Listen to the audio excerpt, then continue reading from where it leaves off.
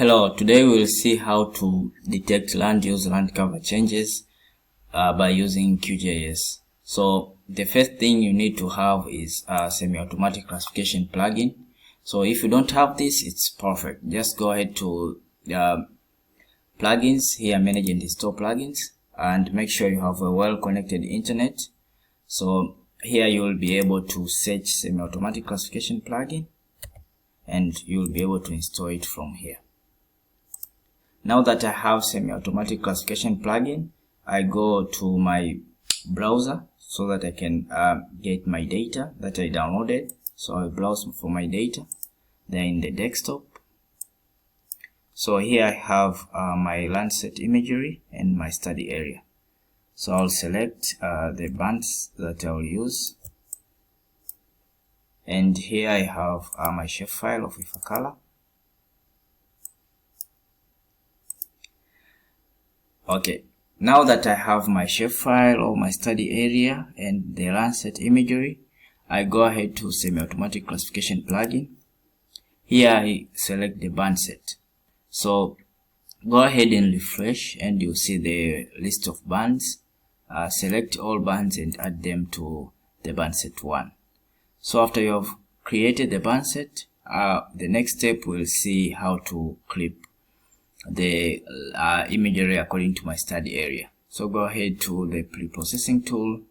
So semi-automatic classification plugin gives you the ability to clip multiple rasters. So go ahead here, and here you input the band set that we created, and you will be able to clip by coordinate if you have them. So in my case I have my shapefile, so I use this shapefile. I refresh here and see my shapefile already checked. Then I'll run. So here it will allow me to save my clipped bands. So I'll select a folder. So here I save this folder as clipped. So I select this folder and the algorithm starts to learn. So be patient as it learns for it to complete. So there it's perfect. Now it has already completed. There you can see the clipped bands are already loaded. So the originals you can remove them. So select and delete them. So try zooming to layer and you can find the clipped satellite imagery. So after that, go ahead to semi-automatic classification plugin. Then here the next step you will do atmospheric collection. So you will pre-process the Landsat imagery. Here you will load the Landsat bands that are in the clipped. So go ahead to the folder where you save the clipped, select the folder, and here are the clipped bands. Then here you select the metadata file that contains the information about these bands.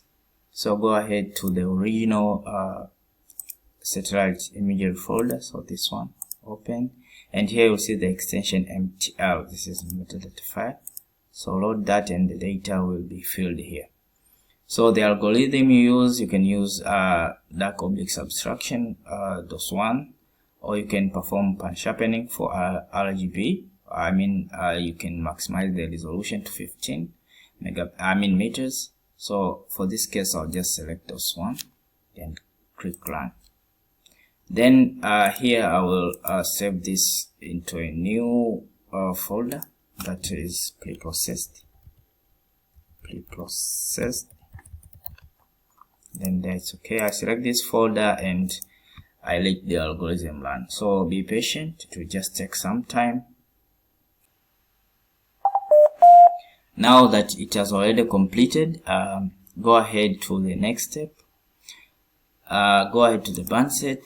Here you can see the band set already created, so you don't need to add. If you haven't created this band set, go ahead and add, and here select the wavelength. So we'll use Landsat 8 which are band 2, 3 to 7, and here the center wavelengths will be loaded. So if you haven't done that, you can create an band set. So we don't need this band set 1, we can delete it. So the band set 2 now is the band set 1. So after you have done that, it's okay. Go ahead and remove the clipped files here, then delete. Then after that, go ahead to RGB. So this is a band combination or color composite. So you can manually type in or select 3 to 1. In my case, I have that one. So this is true color composite. So if you don't see it displaying, it may be in the middle of other bands. So take this and put it at the top.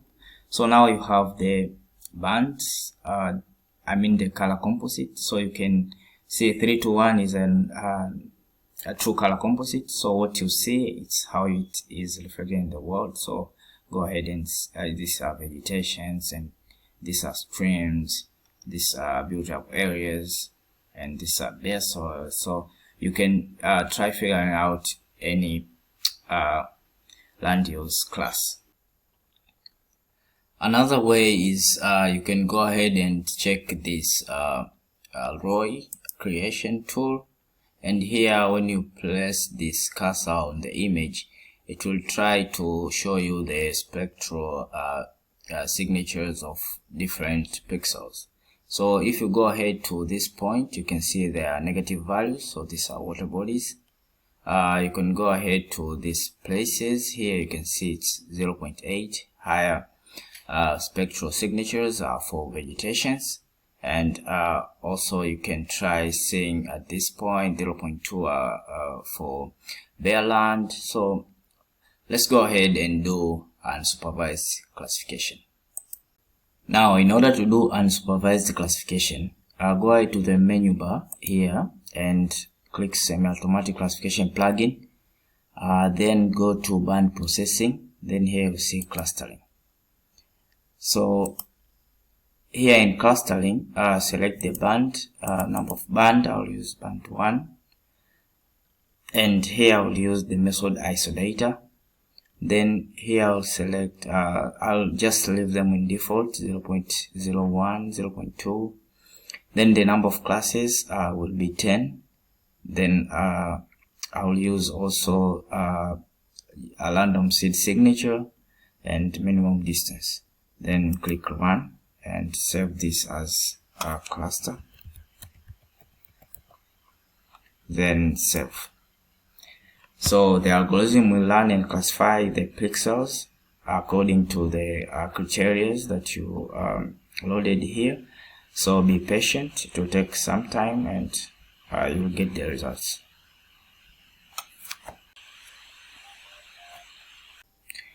Okay, now after clustering, minimize this, and you can see a layer of cluster here.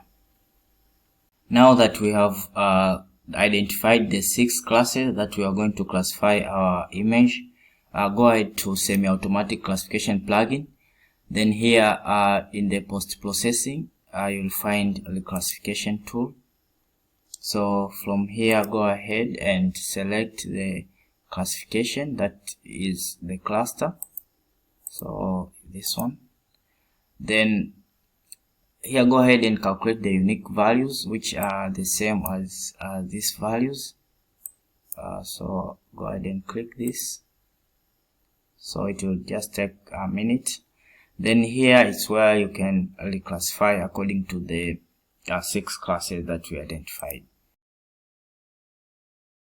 So I did class 2 was, we can't classify class 1 because it's unclassified, the black.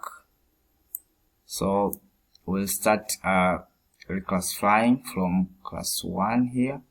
So here let's say it's 1 for vegetation, then here 4 for wetland, then it was 3 for bare land, class was 2 for built up areas or settlements, and here it was 1 for vegetation as well, then 5 for water bodies, 6 for sparse vegetation, then it was 3 for bare land, then class 4 for wetland, and class 1 for vegetation. So now that we have identified the classes, we can go ahead and run this. So here, let's save this as the class file. Then then after that you save. So it will just take a couple of minutes for it. So there you go. So go ahead and minimize this one, and here you find a layer reclassified. So we have 6 classes rather than 10. So try doing symbology on this reclassified image. So here in the render type, select unique values, then click classify. So this 0 class is for unclassified, so we're going to remove it. So in this case, class 1 was for vegetation, just select colors. Class 2 was for urban areas, so just use that, this one instead. Class 3 was for bare land. Class 4 was for wetland. Class 5 was for water. Class 6 was for sparse vegetation. Then I'll click apply, so you can see the image. So this is a classified image, satellite image using unsupervised classification using semi-automatic classification plugin.